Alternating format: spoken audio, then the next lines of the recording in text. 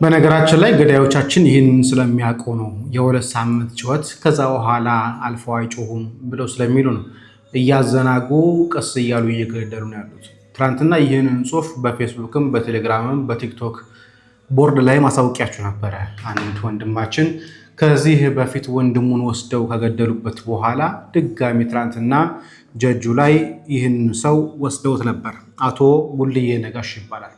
ታዲያ ዛሬ በሰማነው መረጃ መሰረት ደብድበው እንደፈለጉ አድርገው ከገደሉት በኋላ አውሬ የቀረውን ደግሞ ለአውሬ ጥለው ከሄዱ በኋላ አውሬ በልቶት የተወሰነ ክፍሉ ነው የተገኘው። ልብሱም ደም በደም ሆኖ በደም ተለውሶ ተገኝቷል ማለት ነው።